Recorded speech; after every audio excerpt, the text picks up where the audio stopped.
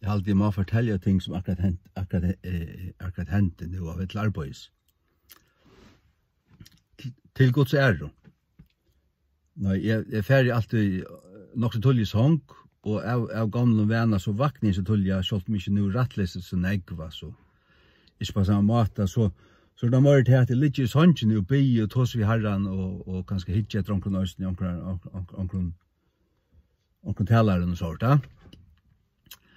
Men da jeg var vakna over i morgen, så sa jeg helt tydelig en bil, en svartan jeep, han kom fra høyre til venstre. Og jeg sutt ikke ordentlig hvor køyrer han. Jeg kjenner han vel, han gikk jo parallellklassa vi med fra 8. til 12. Jeg tror ikke jeg nevner navnet til honom. Men jeg sutt ikke hvor det er. Hvor sutt ikke han til det? Så han i andan, og så han så klart.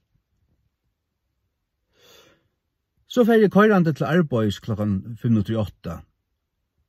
Og sutt jo en mann genga spekler, rævlig unkelig genga til forstovnen. Og en som jeg kjenner, og en som jeg drutje holdt av almindelig et lande, men for en halv øren og ære så gjerne ber han genga møte.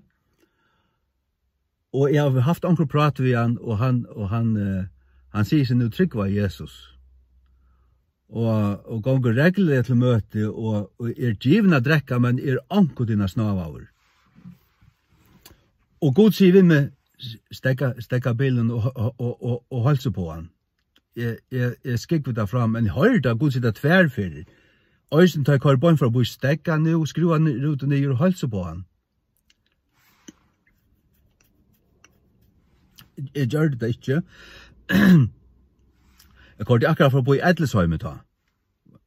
Åman etter, fra boi Edlesheimet, så kom jeg åman til øyna et veamøt, og jeg må bremsa, til en bil som kører her. Og hvor kører det og en større svart og jeeper.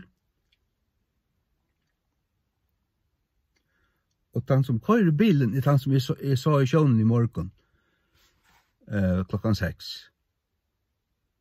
Han kører bilen, ja. Og så måtte jeg vente vi for holdsebånden der.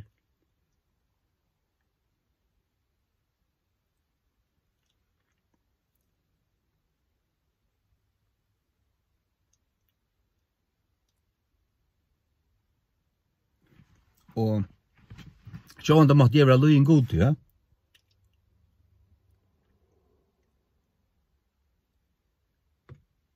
Og bare skrua nyer og ratt med hånden og sier bare holde på han. Ja, ratt med hånden og sier at gåa morgon gånget enn møte og ja og hvordan du givna drekka, ha? Ja, når jeg snaver angsten, så han sier jeg snaver angsten, men så sier vi han, minst til ta fullgjørda verset. Jesus, det et 100% fullgjørt versk, og det 100% fyrir til, Jesus sier det fyrir alle tunna sinter, krøkte i han og halt ut, og jotta han, og halt fast ved han. Ja, det var akkurat det som han brukt for, ja. Det det som vi skulle gjøre folk. Det 100% fullgjørst, det 100% fyrir til, og Gud elskar det, og det bare ved at halda fast ved Jesus at du sikrar. Og om man sa hva du gjør, så kan du komme til himmels. Totalt. 100%. Nå, jeg hadde røret med djupt, til jeg bare sutt at det, altså, talan ringasta drukkenbolt vet av skalafyrnen. Han gikk ikke fotler kvønte av sinne løyve.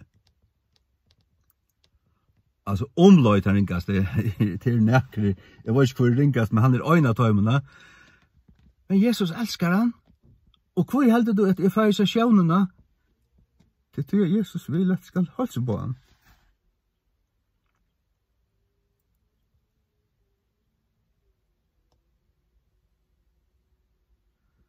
Og Och säkert tror jag att han ber om styrke, han ber om, han har bruk för det.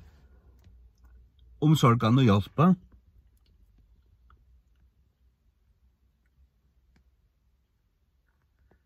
Och nästa jag vill säga till det Jesus går.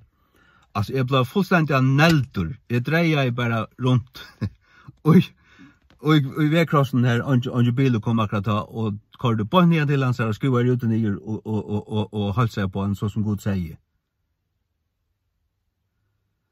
God visste 2 timmar är kommer köra här. Akkurat. Då jag kommer köra om man här så kommer jag möta 2 bilen. Hade prägg om det här Gud ser framtiden, han känner allt. Han kände upp av sekunder för bilen för att möta mer och jag rundkörningen här. Och hvis han visste maskinen av sån här 2 timmar åren, så kom det att stäcka mer och få mig att göra det som man ville. Det var så att det var signar med. Och uppenbart var det som han är i bruk för. Och för att jag kunde ge honom, bara ett fitt smål och hej, vad skulle ta nytta? Jag ska ge honom Jesus. Minnan av Jesus, minnan av fullgjorda verker. Halt fast vid Jesus. Han älskar det. Han är inte räckade. Det är bara du som kan skilja det från honom. Han går det inte från sig. Hvis du vill vara hans så släpper du det. Jag måste säga vad du gjort. Hatt glädje på skapen. Just väl. Amen.